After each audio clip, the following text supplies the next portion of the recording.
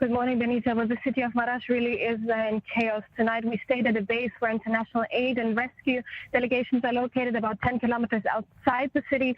And just to give you an example, I tried to sleep in a tent in a sleeping bag, but the temperatures just make it impossible unless you're next to a bonfire. You simply just cannot stay warm. And in the city of Marash itself, inside, the situation is still devastating. You know, entire flights of roads have seen almost every building collapse, and we're now 3 days after the earthquake, but still the number of people behind, buried under the debris, cannot even be estimated. And rescue operations started in the city yesterday morning, and they're continuing day and night.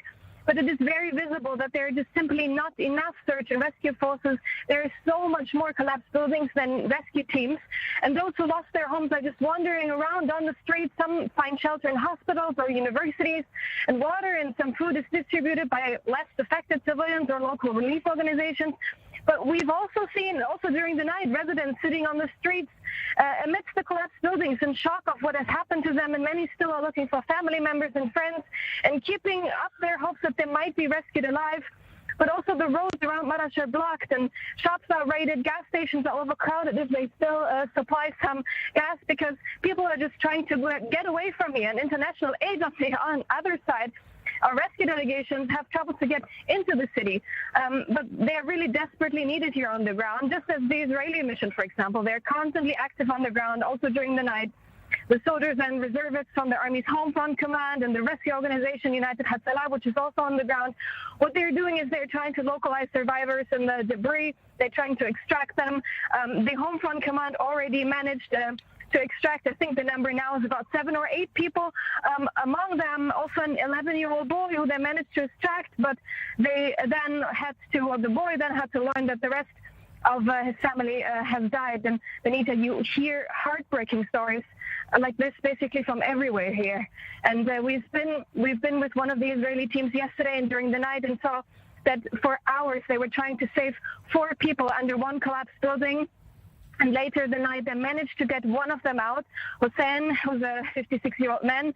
And he had been communicating with 3 others trapped underneath the collapsed building. But in the end, we now in the morning heard from the Israeli team that it was impossible to localize the 3 others. The rescuers in the end lost contact with them. And Benita, after so much time, after more than 72 hours, one can assume that these people probably have frozen to death. The temperatures here are really hostile. They make it very hard, of course, for those who have survived the collapse to survive the temperatures, and also for the rescue teams. It is almost impossible to continue work in the early morning hours or in the late night hours. You can barely just stand outside, which makes it, of course, very, very difficult to organize further operations as well. And Benita, it is basically what is giving these teams hope, also the residents that are still waiting out on the ground, is the story of those who still get out from under the debris alive. And the Israeli mission is staying here for 10 days for now. As you mentioned, they're trying to set up a field hospital or support a local hospital there. But the real extent of the catastrophe is really not yet to be seen after 72 hours. 10 days might not be enough to stay here.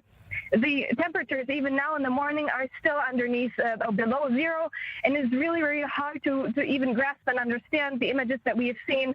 The rescue forces on the ground, they really do incredible work under such hard circumstances. The Israeli delegation here and also teams from countries around the world.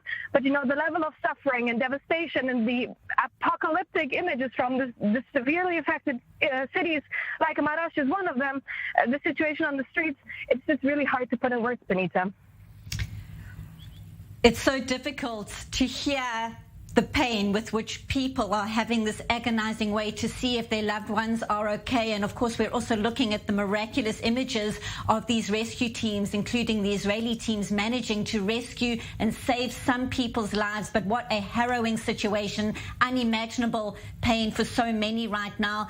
Pia, I understand Recep Tayyip Erdogan is facing major criticism for the slow response to what happened. Tell us what is happening there in terms of the Turkish government reaction.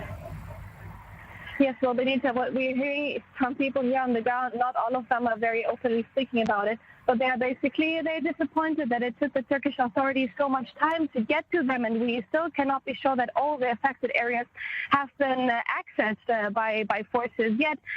We were hearing that people were so happy to see the Israeli delegation as one of the first delegations to really come in and stay also through the night to dig for survivors, because help is really needed. Search and rescue operations, of course. Turkey, it is a known area that is prone to earthquakes. I just want to remind you, in 1999, there has been a major earthquake that cost 17,000 lives. But President Erdogan basically says that the situation is under control, but people here on the ground, they have the feeling that the opposite is the case. And we really, as I said, we cannot estimate what this is going to lead to in terms of the death toll still rising and rising. And as you say, the death toll now is at more than 16,000. It is expected to climb dramatically still. And of course, then also the worry about more aftershocks. Correspondent Pia Steckelbach in Maraş in southern Turkey, thank you for that update. Thank you very much.